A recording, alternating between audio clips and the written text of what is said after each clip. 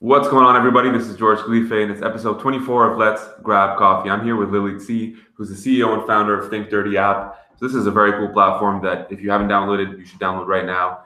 It's for ingredient-conscious shoppers who are looking for natural beauty brands, and the platform makes it super easy, super simple to find out from labels, from the product ingredients, which ones are natural and which ones have certain things that you should be watching out for. So, Lily, thank you very much for doing this. My pleasure. So tell us a bit about yourself. Tell us how you got started. What's the story behind Lily Tse? Sure. I started Think Dirty probably thinking now is 6 years ago.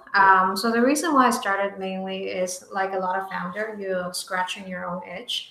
As women, I find, we shop so many beauty, personal care products. Very few time we actually take the time, look at the back, what the chemicals are. Yeah. And even though you want to, really hard, right? Because the words are long, it's difficult to spell, and then you can Google one word by each, but it takes a lot of time. So back then, we're talking about iPhone 4 era. Okay. There aren't too many tools existing. So that's what I was thinking, like, what if we have a mobile app, quickly can scan barcode, learn about ingredients, really simple way. So that's kind of how it started, but also go back deeper why I care about this aspect so much, which I told the story a lot, because my mom had cancer when I was really young, and I discovered that a lot of environmental risk factor, especially related to the beauty and personal care product space, are not being talked about. People usually focus on the cure or food and nutrition, exercise. So that's something I find interesting. That's why I should want to focus on. Okay, very cool. And so, say I'm a shopper, right? I'm going to Rexall or Shoppers Drug Mart, scan the barcode, so I pick up any product. Yep. Right? So, is there a limitation on which products? No, I mean anything you put on your body, not thing that you eat. So shampoo, deodorant, face cream, lotion, anything that you use, you can find the barcode, scan it, or search by keywords, and we just updated the app, and now we have categories at the top. You just tap on each most popular category, and you can easily see the list of products show up. Yeah. That's very cool. And so where do you where does your sort of database feed from? So when we first started, we actually kind of manually collected the product data, because ingredients list at that time wasn't widely available even on the website, believe it or not. Wow. But now it's easier also because users submitted information to us. So ingredient lists, we usually neither collect it from company website or user submission. Okay. Starting out, were there any ingredients when you're kind of looking at them in the beginning that really shocked you when you sort of did that research or that digging in? Like, were you like, oh, you look at a shampoo and you're like, this is in here, but it's also in here? Yeah, I mean, usually it's about the marketing claim on the front not matching what actually show in the label. Like sometimes brand like to use one key natural ingredients as a selling point. Might even use the beautiful image of that natural fruit or plant. Right. But when you flip the label, that ingredients is somewhere really low on the list, which means it got the lowest percentage on the product. So they usually use tiny percentage and just use it to really exaggerate how natural and clean it is. So that's what makes our tool interesting in a way that we don't care what the brand front said, like the natural claim, we completely ignore that. We really just rate ingredients by themselves. Did you ever get any flack from those consumer products coming back to you and saying, hey, Well, I mean, they can disagree. They can disagree on some of the scientific study behind it and whatnot, but the way we approach it, if that particular substance is present and that would have that rating, the only way to don't have that rating would be that substance doesn't appear on the product. So they can improve the rating by simply remove the ingredients, right? So it's very factual. There's not a lot of subjectiveness. You might have disagreement on how you interpret certain studies, but you cannot argue the rating overall in a way that if certain chemical present, and that rating is determined based on whether that chemical exists in the product. So at this point, like, I just want to go back a bit, and you were saying the tipping point was, when your mom had cancer, you kind of started thinking really in depth about this, right, at a younger age, I guess. So it kind of started early for you. Yeah. Okay. Yeah. And so when was that like real tipping point when you said, you know what, I know this is a pain point, not just for myself, but I've had personal scenarios as well. I'm really going to make that jump now. Yeah, so that thought, like you said, yeah, simmer when I was a child. As I grew up, what I discovered, because I actually come from advertising, right? So I work in advertising for over 10 years as an art director, and I work with tons of brands. And I just find, even as someone in marketing, I'm so savvy. As a consumer, I still got tricked, right? So a few times I feel like, well, I thought I know this brand. Then when I work on a marketing brief and whatnot, then I'm like, wow, it's actually completely, the ingredient doesn't match what they are actually selling. So a lot of these tiny little epiphany moments. And at that time also, after 10 plus year in advertising, I was just generally ready to explore what the other alternative path for myself. I work in so many different brands, many different industry, and I felt I plateau in terms of just learning, like personal growth, all the aspect, and also just generally curious to kind of how to align my personal value to the things I do. Some of the brands that I promote during daytime, I personally would never buy them, for example. So that's an interesting disconnect always happening between work and personal life. There wasn't really that deep belief in what you're selling, really. Oh, yeah, exactly. So like during 9 to 5, you're constantly promoting company. You generally would not consume them. So it just always feel, it's just this really weird dynamic that I don't know how to reconcile. So I just a thought, like, what if I could do something that aligned with my personal belief and that you would consume, and I would consume, and I if I need to promote this company, I at least would agree on their ingredient list and that kind of thing. So that's kind of lead me to this path. I just find technology is very good at solving problem efficiently, and how can I use that to solve a problem that I personally care, and also can apply my creative talents and my just general curiosity of how every product being rated in the marketplace at the same time. So all those things intersect, and this is kind of the product of combining all those elements that I'm interested in. Yeah, I think that's a great lesson for a lot of people watching too, because I find like even a lot of my friends, and I'm not a technical founder, right? When I was kind of thinking about starting an app as well, the first thought that came to my mind is, well, I need technical co-founders, right? Like who's going to actually develop this app? Otherwise, you outsource and you pay for it. So you were more on the creative side as well. Yep. I think that's the first thing. The second thing, I love the lesson which you're talking about, is like create something you would actually consume and you would believe in when you're selling. And then 3, focus on something you maybe care about or are passionate about. So when you had those 3 elements in mind, right? Then you were thinking about creating the product. Did you first think about, I have a friend who's a developer, let me go to him, her, or did you think, let me outsource this technology elsewhere and build it? Yeah, I tried going down many paths. So path number 1 is just the most conventional wisdom at that time, that you need a co-founder, right? So I'm like, okay, I'm gonna found co-founder. So I talked to many people. I got introduced to one girl, and then so she's technical. We're gonna do a trial for a few months. At the end of it, when we talk about the agreement, that's the time where we have some disagreement. And this is a hard lesson for everybody to learn. Don't let that person have your password before you talk about agreement. So that's how we had a fallout, right? Yeah. So she changed my login basically. Around 30% of the work we completed. So because of that lesson, I'm like, you know what, Lily, let's just, try different things. What about you own everything, the IP, just hire that person to do it. So that's why I did it.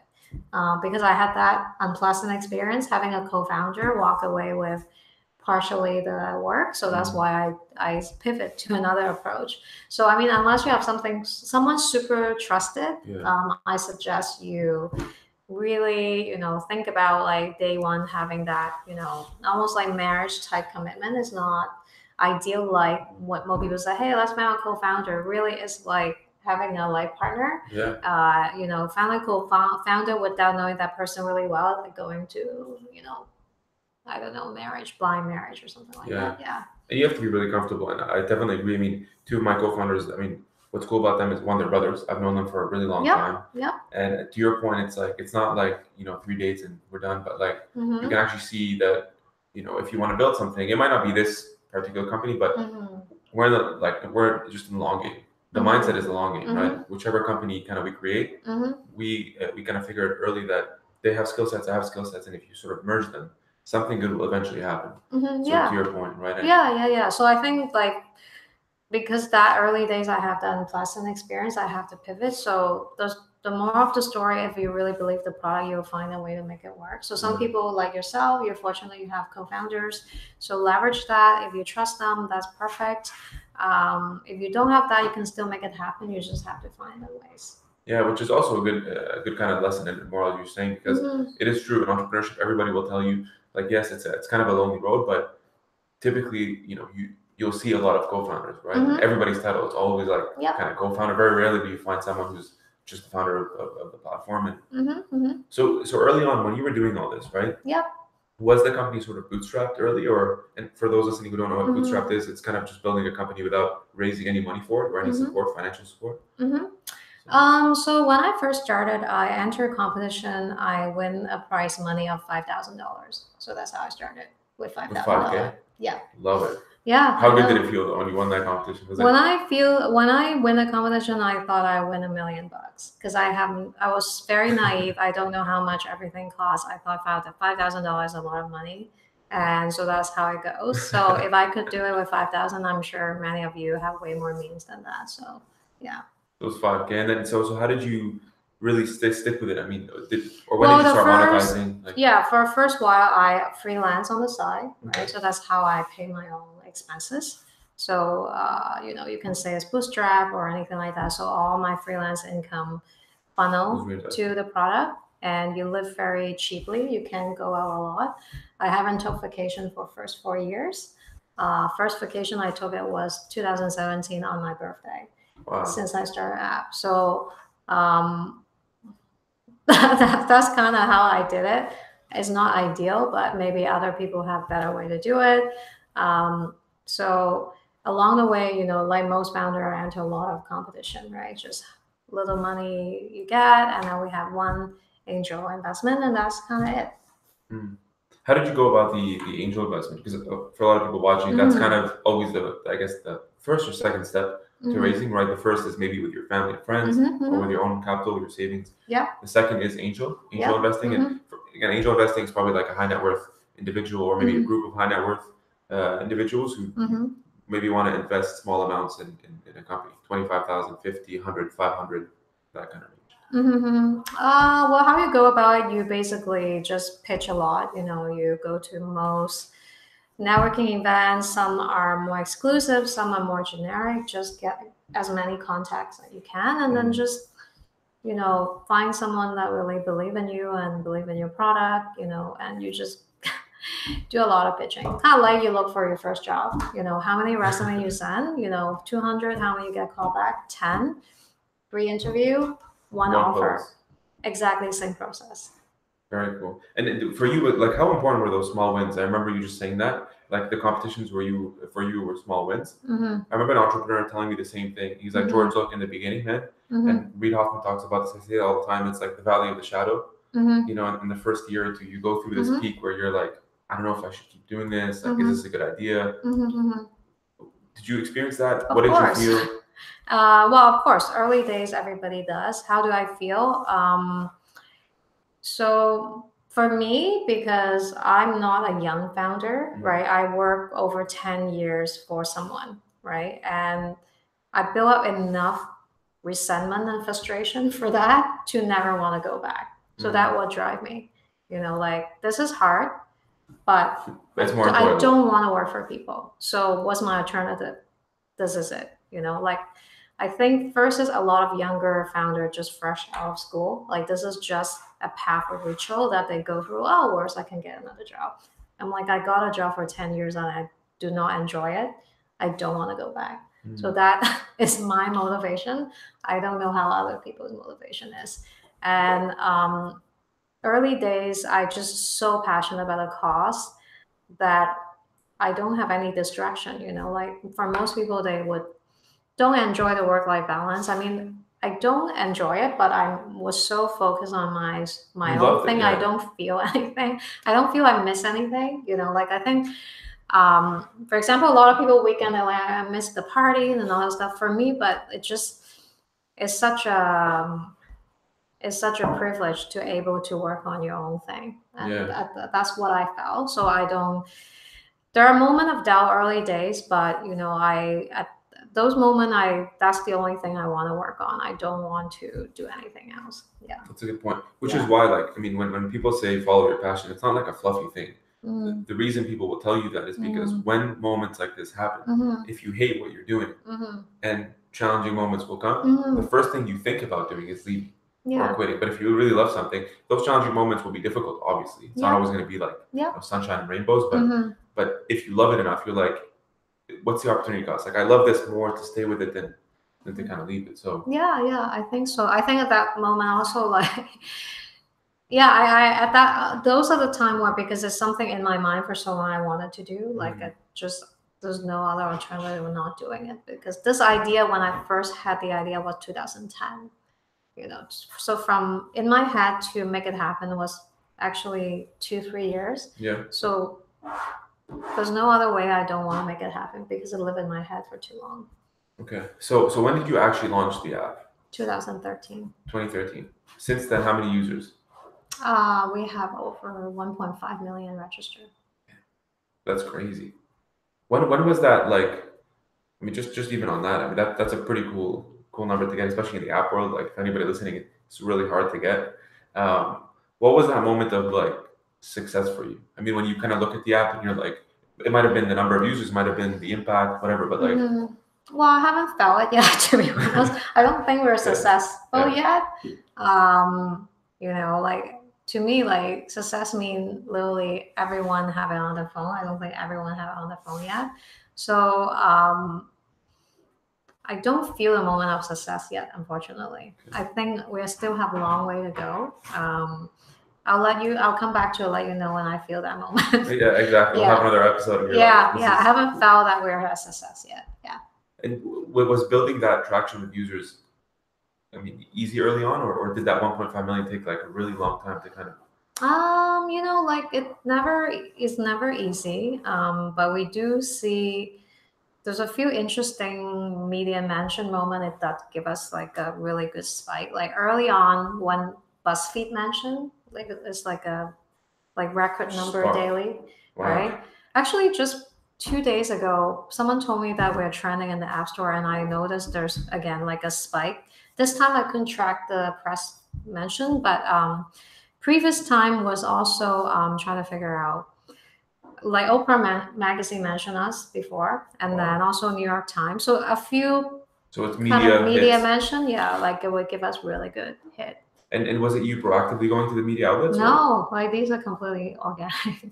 Wow. I actually don't have money to pitch any media since we first launched. And based on my understanding, even you pitch New York Times, you don't get to New York Times. So it's really completely organic. Yeah. So these, I actually don't know how they found out about us. So it's probably an editor or journalist who loves the app or heard about it from someone else? Could be. I honestly still try to track it down. Like the Oprah Magazine, I'm trying to track down the editor, as well as New York Times. It was actually Ruby Rose mentioned about us. Really? Yeah, which was amazing. Yeah. Jeez, that's crazy. I know, it's amazing. And so for you being, obviously a founder in Toronto, I want to talk to the entrepreneurs here in Toronto, especially, or in Ottawa, whatever, in Canada. A lot of people think that their geography is always a demise, right? Especially Canada versus US, or specifically Toronto, Waterloo versus Silicon, right? Did you ever have that hinge that, like, I can't be successful in Toronto, or I have to go to Silicon? No, I never feel that way. I think with technology, there's no boundary. Like, if you release an app or software website, like, any country, people can download it, use it, right? I don't know if I'm naive or early days. I think if you have a product can be successful anywhere, and you could make Toronto be the place famous because they know about you, rather the other way around. And if you really look at Silicon Valley, the cost is so high. It's not startup friendly. Personally, I don't think any startup to start in Silicon Valley, like your money gonna go so not far, right? It's not a smart way to start your company, right? 100%. So Toronto also, we have such a great tech talent that are, like underutilized. The government have so much incentive. Like for us, even I'm in Toronto, I was like headquartered here, but I have 70% US users, wow. right? And most of my beauty box or anything, we actually charge in US dollars, right? So to me, it's the best of both worlds. I have startup costs, Canadian dollar, I bill in US dollar. Why would I do it the other way around? It doesn't make sense, right? So that's my way of thinking. But some people might think that, well, you know what, like you have to be there. They might have certain reason to do that. But, I'm in Toronto, I still got mentioned by New York Times and Oprah. Why do I need to be in Silicon Valley? And if anything, people actually sometimes thought we're a US company because the press mentioned usually US. I actually think it's an amazing compliment when they find out, oh, you're actually in Toronto. So personally, I think, if you have something cool, you can make the city famous, right? For example, think of MailChimp. Where's MailChimp based? Do you care? No, you use it anyways. In Georgia, who cares? Nobody does, right? Where's SurveyMonkey based? Nobody cares. That's my belief. That's very true, actually. No one cares. Like your software tool is useful anywhere in the world. People are using it. Like we got beauty box order from people from Iceland, Puerto Rico, UK. Like they don't care I'm based in Toronto or not. They just care if your thing is delivering value. And I picked Toronto just because I think the city has so much potential. It's underrated. It's like the analogy I use is like everyone think, New York is so hot, LA is so hot, Silicon Valley is so hot. It's like all those jockey guy in high school. They are the cool kid, right? Toronto is super underrated. Like it's up and coming. No one know yet. Then why won't you stay here? It's gonna be big, and just stay here, and then you'll be that person first discover this cool thing. Because you'll ride the wave, right? And I think that's what's cool about it. Like look at the waterfront city project by Google. Who's doing something like that? No one. It's just like there's so much interesting thing happening that is progressive, and I travel a lot and like everywhere. I love travel everywhere, but to live, this is a most livable place. And in terms of like even balance. Oh, absolutely. Like it's like New York is fun for 3 days. And then after the 4th day, you feel stressed out. You don't even know why, right? San Francisco is beautiful, again, to a point, but you feel the inequality. You feel the extremeness of that. So I feel that energy. I feel that. I don't feel the same thing I feel in those places, right? And Europe, I love it. But then it is when it come to technology, still not as widely distributed, and here the population. So all those factors, I want to give back to the city, right? Like if I gained so much from this, I went to school, I live here, half of my life spent in Toronto. Why won't I want to build a company here and potentially make the city a success story too? So that's my reasoning. Other people might disagree. I just think if you're great, you can make any place in the world great. You don't need to go there to a great place where already so many great people. You're just one in a million. It's true. So. Well, and just last thing on that too is I recently was talking to the co-founders of Skip the Dishes at an event in Montreal, and the team were there, and we were just kind of talking about the story. And they're like, dude, when we started, like our table was on a cardboard box, and we started in Winnipeg. Like people don't know, but. Like no one cares. I think if your product is great, if you're adding value, people using it don't care where you come from. So yeah, I won't even think about that. So the lesson first, I guess, in this case, is just build a great product and grow a successful business, and everything, all the other variables are just not relevant, really. No. Right, and you can't, because otherwise you're going to make that as an excuse as to why you can't grow. Yeah, I agree. I don't think it should be a reason, especially if you're building an app or website. It literally can reach anywhere in the world, right? So it doesn't make sense. It's just wherever location you got the most connection and resources, you just do it. Okay. And maybe, one last question. I guess this might be more geared towards the female audience, but as a female entrepreneur yourself, Lily, and being successful, I know you're still waiting for the next beat, but but obviously you've accomplished a lot, and since 2010 when you had the idea, since 2013 when launching it. What advice would you give someone watching this right now who really wants to start, but knows sometimes there might be hurdles along the way? For women specifically, which I spoke before to many other places, it's just believing you're ready, right? I think there's a difference between you feel like you're not ready versus, I don't know, there's a difference between mental versus your physical capability. Like most women I met along my startup journey, they are at least 5-10 years more working experience than all the male peers, right? So by the time they start, they already have 5-10 years at working experience. How could you not be more ready than anyone else? So it's just a psychological barrier, including myself. Like I told you, I had the idea in 2010. Now, from the idea moment, why would I still continue working with people 2-3 years more? Because of thinking I was not ready, right? So there's always a gap between you actually are capable versus you believe you are capable. So that mental model is very hard. I mean, including myself. Like I told you, I don't feel I'm successful yet. Maybe everyone think I am, So there's always this interesting, almost like imposter syndrome. Even to this date, I think I'm talking to a lot of female founders. We also feel that too. But that factor is so complex. It's gonna take probably 10 episodes to talk about that stuff. So I think just be aware of it, thinking, I don't think I'm ready, and just take a pause and thinking, is it just a mental thing, or you generally capable, like not capable, right? Because I tell you out there's a lot of guys, even though they actually should not start a company, they think they're ready. So, have a little bit of that, you don't have to be 100% feel you're ready and just do it anyways. Just start it, Yeah, so woman is overthink and underdoing, including myself. I think guy, very impulsive, doing without thinking sometimes. So we need a lot of balance, a bit of that balance. Like, also culturally, traditionally, society generally also create environment encourage men to be more risk taker. And, just the saying, boys will be boys. You can make mistake and no one even remember it next day. Versus women, I think we are conditioned to be more conservative, like not take as much risk. Then that unfortunately kind of over time you just you condition yourself, well, maybe I shouldn't do this, there's a lot of more kind of self-censorship.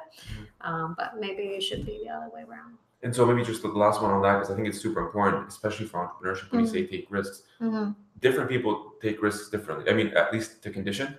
Like for myself, I try to do crazy things sometimes, whether it's skydiving or maybe snorkeling with whales this weekend. So I just try to do that to kind of scare myself, right? And get outside the comfort zone. What is it for you? Like, how do you condition yourself to take more risk? Well, I mean, so for me, like, I mean, even though I tell people to take risks, if it's not the third time I got laid off, I probably never started this.